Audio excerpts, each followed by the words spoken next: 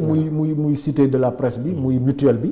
inscription yi ba tey mi ngi continuer. c'est-à-dire que comme neex ñëw bokk nit ñi. oui muy continuer. d'accord très bien. et d'ailleurs quand le président de la République m'a reçu moom laa ko exposé. ma ne ko lii mooy alternative. oui au niveau de la presse lii mooy indi liberté de la presse.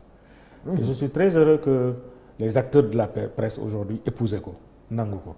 parce que da di association boo xamante ne tout le monde est membre. c'est une association. boo xamante ne tout le monde est membre d'autres associations. et lii je rappelle que ça n'a rien à voir avec la maison de la presse. non ça n'a lii moom après la. voilà après la. Voilà. Maintenant ñun bi ñu ñëwee nag maintenant aux affaires. ñu ne dañuy lier. d'accord waaw moo am une parce que moi président voilà parce que moi président bi ma nekkuloon directeur maa ngi ko doon wut. yàlla def na ma nekk président. ça devient plus facile. ça devient plus facile. naturellement. voilà donc. c'est ça maintenant les projets biir maison de la voilà. presse. alors foofu tey maison de la presse naka la ñu mën a def ba les acteurs des médias bu ñu fa duggee am li ñu soxla lépp. alors d'abord bi ma dajee ak association de presse yi. dafa am lu ma leen informé ma ne dama bëgg képp kuy ñëw fii na am fooy dem. waaye soo bu ñëwee maison de la presse. su xamul biyaa gi. jarul muy ñëw parce que da ngay ñëw ngay wër ci couloir yi. après doo xam foo jëm. ça c'est vrai. wala nga dem sama bureau nga ne man de dama fi jaaroon rek. terminé mais doo fa dem pour liggéey non amul. amul espace. amuñu un cadre bu ñu mën a toog liggéey. voilà moo tax nag ñun et je viens donc conseil d'administration de la maison de la presse ñu inscrire ko dans le budget inscrire également dans le budget du ministère de la communication. très bien mooy cet grand espace de la presse. boo xamante ne vraiment dafay nekk ça va être historique. ça va être un cadre vraiment idéal. pour l'ensemble de la presse. même pour des producteurs. ndax dañuy def sorte que ñu am d'abord des machines. au niveau du hall bi lañ koy defee moo tax ñu jëlee restaurant bi au hall yóbbu ko au 8e étage. d'accord dañ koy transformer complètement d'ailleurs commencé na mais également def fa ay studio. très bien nga xam ne soosee mën na fa dem enregistrer. benn émission fekk déplacé wul. Dakar Média. très bien nga jox ma rendez-vous par exemple à la maison de la presse ñu daje fa studio ba nga teg sa Dakar Matin. nga def sa émission. très bien nga def sa émission sa invité ñibbi yow nga toog foo nga defaraat. très bien boo paree nga ñibbi dem sa kër. d'accord am ñoo xamante ne amuñu cadre bi. oui c'est vrai bari na ci nag. bari na ci waaw. mais ce sera l'occasion. jox leen un cadre qui leur permet aujourd'hui de s'exprimer. d'accord de faire le travail. d'ailleurs loolu moo indi l'instauration prochaine ci ñi nga xamante ne moom mooy les maisons de la presse au niveau des régions. mooy tey boo demee dans les régions. c'est dans le programme du ministère de la communication boo demee dans les régions da ngay gis koo xamante ne Soleil mu ngi Soleil il travaille chez lui. oui à la maison c'est le correspondant c'est vrai. du Soleil. boo ko soxlaa il faut nga dem këram. boo il faut nga woo ko. le gars de l'APS le correspondant de l'APS c'est la même chose. mais Soleil dafa war a am bureau à Tambacounda Soleil dafa war a bureau à Ziguinchor. dafa am bureau feneen ak feneen. nga xam ni dina mën a liggéey. en dehors liggéey boobu. mais mu am yeneen agent yoo xamante ne ñoom aussi dañuy liggéey pour rapporter quelque chose à la maison. parce que boo xoolee Soleil le correspondant qui est à Tamba tout son travail c'est écrire un papier envoyé terminé. mais Soleil Tamba tey amul lenn lu muy apporter sur le plan financier à la Soleil Dakar. dafa war a am foofu bureau. buy liggéey. boo xamante ne dafa am service commercial am leneen muy liggéey muy verser.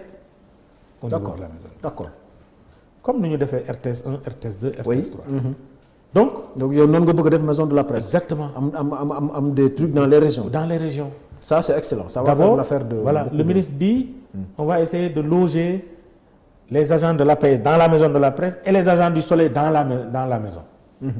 sans compter maintenant. mooy ñeneen ñi nga xamante ne amuñu lii. les privés par exemple. les privés ñi nga xam ne par exemple les correspondants régionaux. c'est un espace boo xam ne dañ fa mën a toog liggéey. voilà dina am ay studio. il suffit juste de mettre ton logo. ainsi de suite nga ñëw nga def sa diffusion nga dem sa. mais également dafay am réceptif. hôtelier pour que soose bu jógee fii. dem Tambacounda je dis Tambacounda parce que Tamba la dëkk. waaw ça se comprend. voilà ñu ngi nuyu waa Tamba c'est normal. c'est normal. boo demee Tamba nga mën a dem ci ay auberge wala bañ a dem ci hôtel. foo xamante ne yoo xamoo kan moo fa nekk. sa liggéey. laaj la ko donc boo jógee fii da nga war a dem sa kër. Tambacounda nga war a dem maison de la presse nga mën fa. loger. nga loger fa. d'accord mais xewlu fa. loolu moo tax bi ñu defee espace de presse bii à la maison de la presse ñu ne bon lii bu ñu ko defee baax na waaye ku fi ñëw le matin 8h 9h. nga yendu fii ñëw ba 13h 14h. da ngay obligé génnaat dem wuti li ngay xewloo parce que nag dañuy xiif. ma ne pour régler loolu damay lancer un restaurant. lancer le restaurant. d'accord qui fonctionne du lundi au vendredi. day ubbi en permanence. day ubbi en permanence. waaw parce que ba fa nekkoon da ngay commander ñu defaral après mu jeex. non daawuñu commander sax. doon commande sax bii da nga koy ubbi. doon commande. il faut mu am activité. pour que le restaurant bi mën a dox. loolu la woon. d'accord mais bii dañu ne dañuy ubbi restaurant bi maison de la presse moo koy ubbi ñu ubbi ko muy fonctionner du lundi. au vendredi. très bien añ bu jotee ñëpp wàcc añ pour les agents de la maison de la presse pour les agents de la PS. mais keneen koo xamante ne taskat xabaar nga wala. beneen kii nga mën fa ñëw nga xewlu au niveau de la maison de la presse. ba pare foofu. oui ñu ne plat bi 2000 la. pour les personnes lambda. pour ku ne jógee feneen doo journaliste doo acteur de la presse. 2000 la waaye ñu ne pour taskatu xabaar yi. maison de la presse daf koy subventionner à hauteur de 50%. ah bon donc 1000 francs ngay fay. non grand loolu moom bu tàmbalee moom maa fay njëkk añ si moom. loolu non tàmbali na. ah bon oui bien sûr. ça a commencé depuis ça a commencé bientôt mu def 5 mois. ça a commencé depuis très bien. donc nous sommes arrivés dès la semaine qui a suivi on a lancé le restaurant. man su ma la comprendre même journaliste bi nga xam ne xëy na amul sax des outils de travail il suffit juste mu dem maison de la presse. dina fa fekk des ordinateurs yoo xam ne dina def son montage. tout à fait bu bëggee def émission y a le studio à côté dina dugg def son émission. c'est ça yooyu yëpp nga bëgg a def maison de la presse. loolu yëpp lañ bëgg a def pour cet investissement. très bien on l'a inscrit dans le budget. très bien donc pour que même bu dee 30 personnes la. ñu ñëwee mën a fekk 30 ordinateurs yu tegu. très bien boo demee foofu la da nga gis ci hall bi tout autour il y a plusieurs tables. de travail. yi ñu commencé di def. très bien. et loolu bu ñu ko defee dafay permettre yow nga jógee fii. nga jógee sa kër wala nga jógee fii nga ne maa ngi dem maison de la presse pour plus de concentration. oui c'est ça. da ngay dem nga toog. travailler nga travailler. nga sëgg ci ça c'est très bien. ba pare am foo xamante ne boo soxlaa café ñu naan la nga ne café boo soxlaa jus ñu naan la jus. boo soxlaa jus ñu indi la jus. boo xamante ne mooy c'est le petit bar. et il y a des logements aussi ci kaw n'est-ce pas. des logements su la neexee. guddee nga. bu fekkee da nga jógee ci région yi par exemple. voilà ñëw. boo jógee ci région j'ai dit bi ma demee ci dans les régions ma ne leen désormais ngir yàlla boo leen dem Dakar il faut plus appeler votre ami bu leen wooti seen xarit ngeen ne maa ngi ñëw Dakar dama bëgg nga loger ma. seen kër a ngi foofu. oui boo leen demee kër gi dañ ko subventionné ngir yéen. très bien xabaar très bien. néeg buy def 20 000 francs. yow 10 000 francs nga fay fay. et il y a toutes les commodités. internet il y a tout voilà. léegi internet bi sax bi ñu ñëwee dañ ko renforcer. dañ ko non amul woon pratiquement. amul woon connexion pratiquement. ah bon donc bi ñu ñëwee lañ def connexion. oui. mais il y avait pas de connexion à la maison de la presse. non on n'a pas trouvé de connexion. mais tey foo toll ci maison de la presse ba si biti. connecté tu es connecté. très bien dans les chambres également. très bien c'est connecté. très bien donc loolu bokkoon na ci doléance d'ailleurs ci ñi nga xam ne ñoo doon loger ci chambre yi.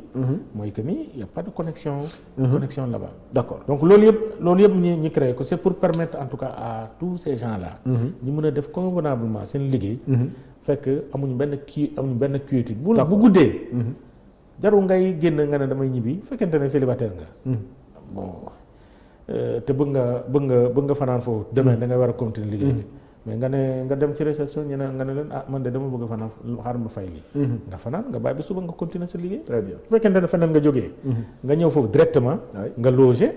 ba pare après nga ñu. d'accord voilà. très bien mais directeur bëri na aussi association yi nekk ci médias yi. te xam nañ ne ñu bëri amaguñu siège foofu est-ce que ñooñu tey par exemple mën nañu prétendre avoir un siège.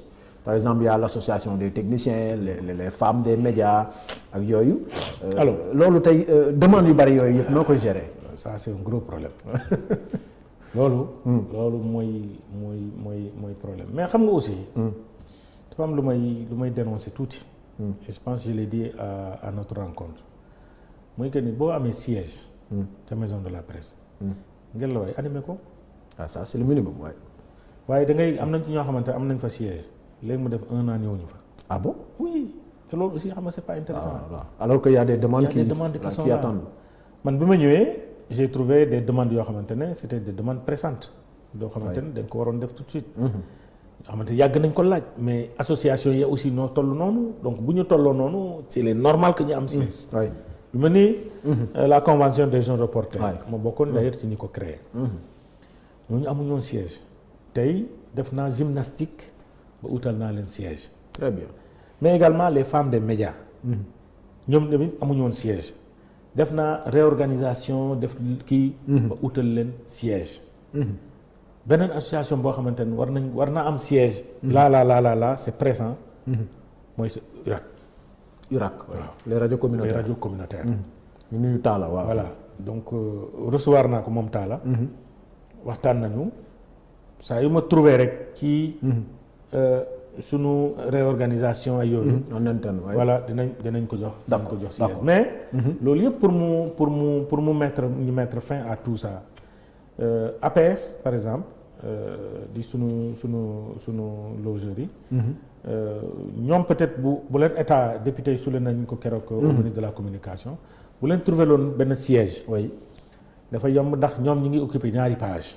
c'est ça maison de la presse. loolu nag gars yi kaas nañ ko aussi. voilà waaw gars yi kaas nañ ko. yàgg fekk naa ko. gars yi nee nañ waa APS nañ génn. man misaal may nekk directeur en tant que acteur des associations maa ngi ko doon kaas. donc ñoom peut-être je pense que c'est pour bientôt loolu. oui bon le nouveau directeur comme l'ancien d'ailleurs ils ont cette volonté là. maintenant il faut que cette volonté là soit accompagnée par les pouvoirs publics. voilà d'accord pour que ñu mën a am siège boo ko defee maintenant les autres associations aussi. dinañ mën a am siège mais.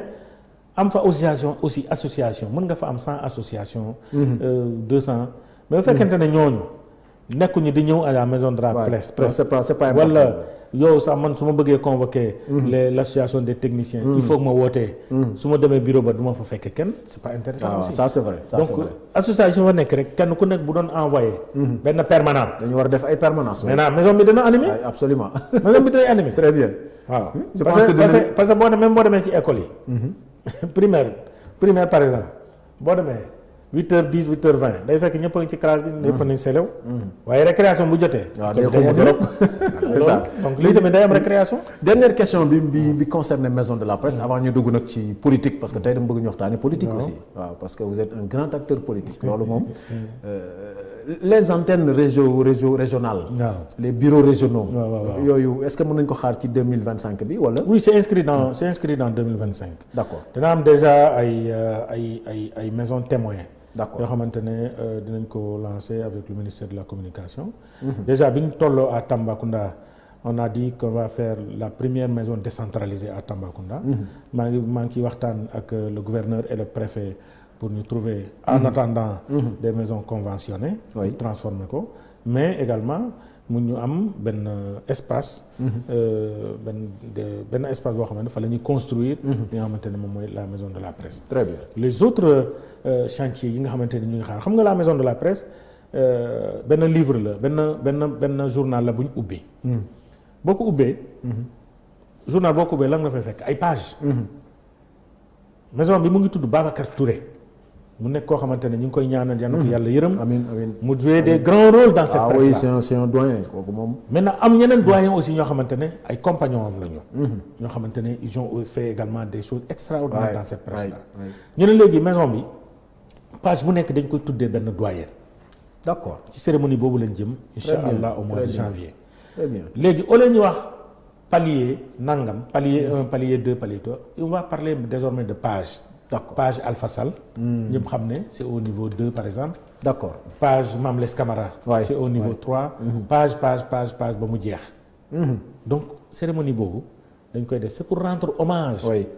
à ces doyens. qui ont fait de cette presse là. une presse libre mais une presse responsable. bu loolu ñooñu. important xëy na duñ fi toll. tout à fait. donc on va aller c'est une manière de les rendre hommage devant leur famille parce que ce sera une grande cérémonie. loolu moo tax.